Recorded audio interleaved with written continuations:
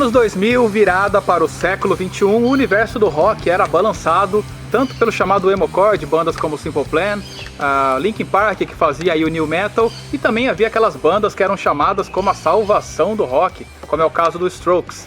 E em Piracicaba, como foi esse período?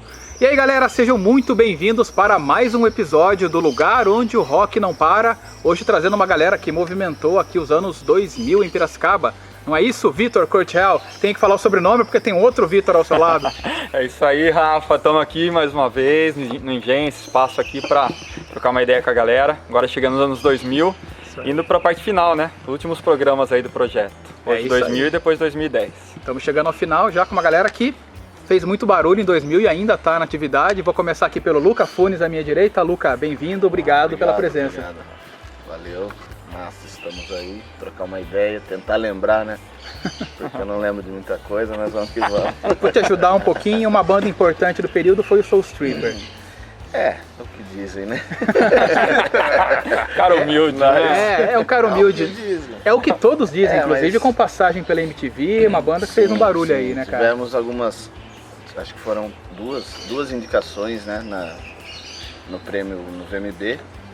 Mas muito antes disso, nossa, eu lembro que a gente começou aqui no Benjamin, inclusive tocando com o Mazzaropi bastante. Royales a gente não se encontrou muito, apesar da gente já se conhecer, né?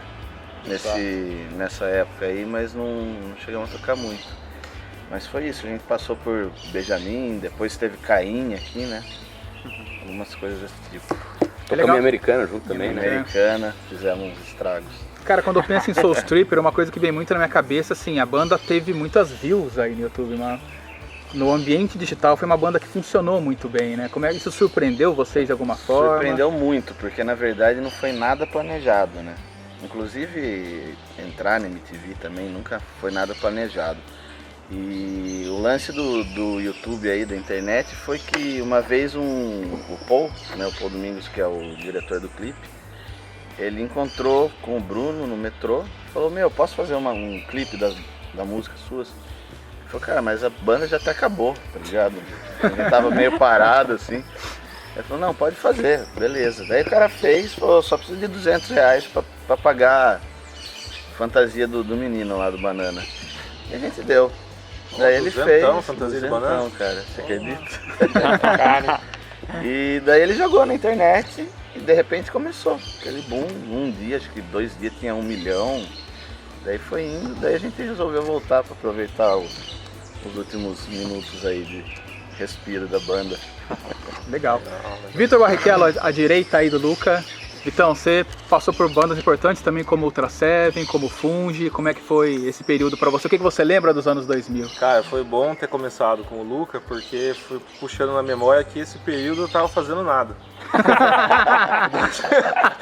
Quando eles estavam tocando, só vendo os vídeos do Soulstripper na internet. Inclusive eu lembro que ele tava tocando uma vez no Laranja Mecânica e tinha um tiozinho que queria pisar no pedal dele e eu ficava incentivando o tiozinho, vai, pisa no pedal dele, pisa no pedal. E ele puto comigo, para, o que você tá fazendo, cara? Ele vai estragar meu pedal. Vai eu falar pro tiozinho, pisa no pedal dele. Que foi isso, eu não lembrava. Mas então, falando principalmente do Fungi, é uma banda importante, principalmente quando você pensa na cena hardcore, né, cara? Você fez bastante som por aí, como é que foi o corre aí? Foi legal, cara, foi um período de juventude louca, né? Anarquia. É, total, assim. E a gente fazia muito show com o Mazzaropi também. Mazzaropi acho que passou por todo mundo aí, né, Mazzaropi era muito bem-vindo, né? Vivo até hoje, né? Como o Mazzaropi está sendo muito bem falado, vou deixar por último o Eric aqui, representante.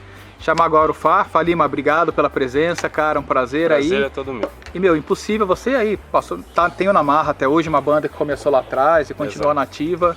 Muito importante também, mas acho que é impossível pensar em Fabiano Lima e não falar do Royales, né, cara? Inclusive, ainda mais com o Vitor do seu lado. Os irmãos são brothers. É isso aí. Cara, uma banda importante, como que foi o Royales nesse cenário? Eu lembro, inclusive, que estava na trilha sonora do programa Login da TV Cultura, é isso? Foi, sim. E você foi uma das primeiras entrevistas, assim, depois que a gente gravou, acho que você estava na TV Beira-Rio. Isso, exatamente.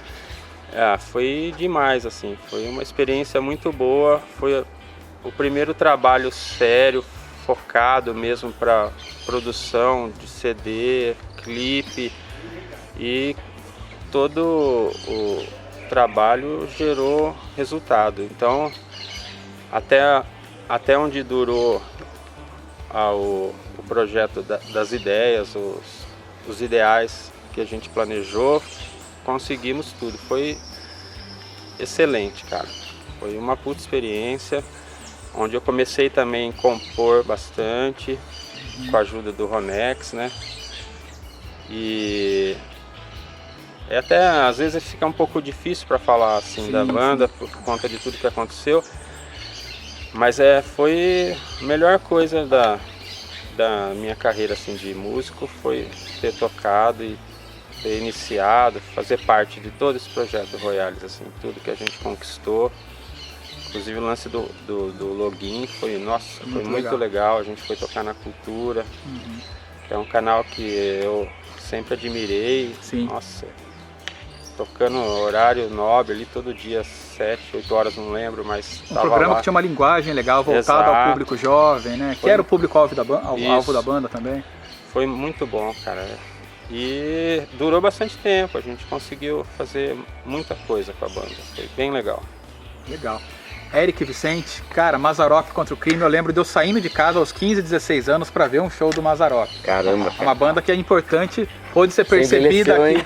Envelhecido, Eu não. só eu, né? Esses cabelos brancos aí, né? E não foi nos anos 2000, tô falando um pouquinho antes, né? Pois é. Cara, o Mazzaropi, eu tenho a data da primeira vez que nós tocamos com o Mazzaropi, foi 8 de agosto de 98. Então, 8/8/98, por isso que eu decorei essa data. Foi um festival que teve aqui num colégio aqui na Nova Piracicaba, que o baterista nosso, o Rafael Rosolém, ele estudava lá. Aí ele me inscreveu, inclusive o Crush Hi-Fi tocou lá também, com o Ronex. E aí, lá esperando e tal, não tinha nome a banda. De repente, então agora vai tocar aí a banda Mazzaropi contra o Crime, assim.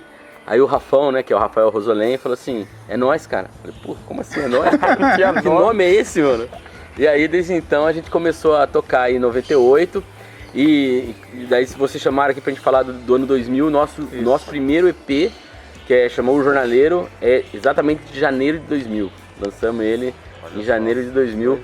E aí já vem uma característica interessante, cara, de como que tava a cena na época, né? Ou como não estava, né, Vitão? Que nem você falou aí que não tá fazendo Era nada, uma né? puta bagunça, né? Na real. Pra você ter uma base, a gente foi ter que, pra conseguir um show, um lugar pra lançar o nosso EP, a gente teve que pedir o espaço do Centro Comunitário da Pauliceia. Olha só. Porque não tinha bar. Foi o primeiro show da banda? Não, primeiro não, foi o show de lançamento do EP. Do EP, tá. Porque não tinha os lugares. Eu tenho e esse tal. EP, inclusive, Você você me falando deu na disso, eu época. lembrei de uma coisa, cara, que o Fungi tocava muito fora da cidade e quando tocava em Pira, tocava em festas, em chácaras, porque não tinha bar não tinha mesmo. bar, não tinha lugar.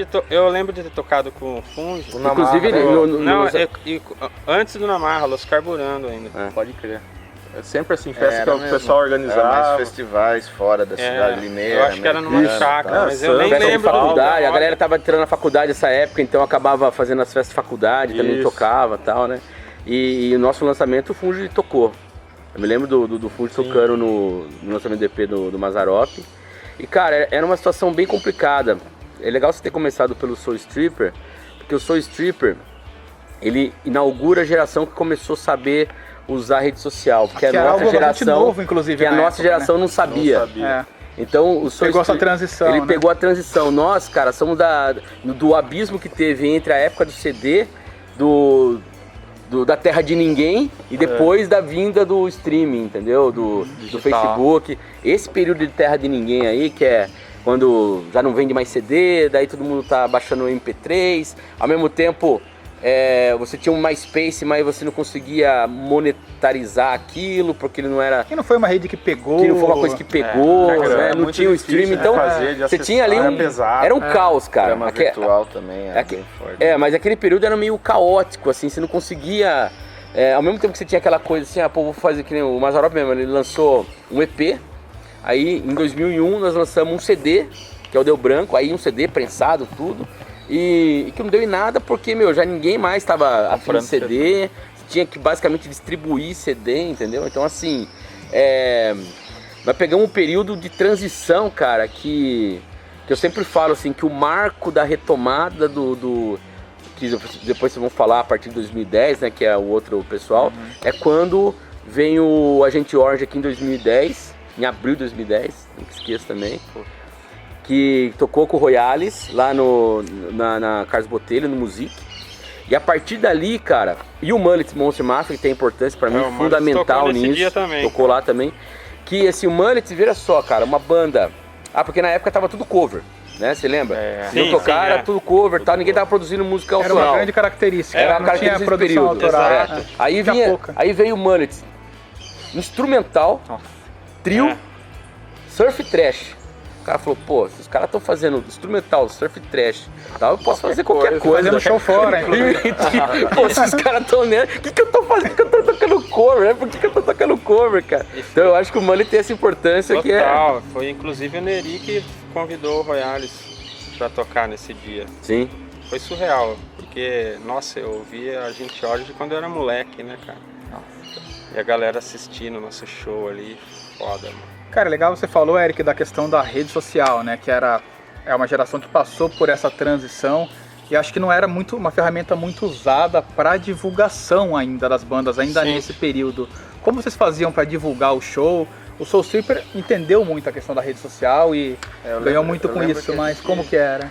A gente tinha o Fotolog, né? Fotolog. Usava muito Fotolog, e daí a divulgação dos áudios e tal era pelo MySpace ou tinha esse trama virtual. O Bandcamp também, que era bastante usado na época. Só que acho que da parte de divulgação, de cartaz, de flyer, essas coisas, pelo que eu me lembro, era mais o Fotolog que era usado. Fotolog. Mas isso também veio, assim, acho que quando? 2004? Eu sou meio ruim. Eu sou da época de colar cartaz na rua ainda, Então, cara. eu ia falar agora, o Royales funcionou muito no começo com cartaz. Ainda fazia, Lima, A gente cartaz, tinha um cara? grupo assim de empresários que a gente corria atrás, pedia uma grana para fazer os cartazes e flyers e tal, e todo show a gente produzia isso aí e saía cada um da banda com um pouquinho de cartaz, colava nos principais picos, assim, durante um bom período rolou pra caramba. Mas aí eu tenho uns cartazes aí. exatamente, mas aí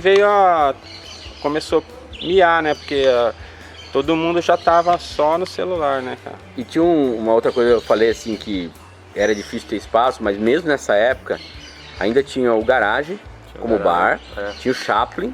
É verdade. E ainda teve alguns bares que foram passageiros que nós tocamos, que foi o Cave, The Cave, foi aquele que era lá ali na Independência, Ah, eu sei, na esquina ali. que era o Chiquininho? Taberna, eu toquei lá. e Mas tinha um o outro na Madhouse. Independência. O Madhouse. E o Madhouse, que antes era Laranja Mecânica. Isso. Então, eu lembro que quando inaugurou, então por isso que eu falei que eu tava, nesse período eu tava fora, porque quando inaugurou o Laranja Mecânica, eu era o técnico de som. Eu alugava meu som, na real, pro Laranja. E eu já não tava tocando mais, eu tava pisando no pedal do Luca lá. Ô, Rafael, mas acho que tem um lance de som autoral, né? Acho que tudo isso que a gente tá Sim, falando sim. aqui mesmo, apesar da dificuldade, né, do lance dos covers e tudo, mas já tinha um esforço de autoral. Ah, sim, claro. Pô, claro. isso é- Não, a gente fazia autoral. Só que era difícil você tocar o autoral. Fazer você fazia. Por uma questão né? de espaço. Mas aí pra cara, você conquistar o espaço, você tinha que ter um repertório de cover. Mas chegou um momento, assim, eu digo pela nossa banda mesmo, pelo Mazarop, por volta desse período que eu aí falei, no 2010, 2009, que a gente decidiu, olhou pro placar-dor, não vamos mais tocar cover. Vamos parar, vai ser autoral, porque você fica tendo que ensaiar. Eu lembro que a gente tinha que fazer um ensaio pra cover, outro ensaio pra autoral, era um negócio meio estressante.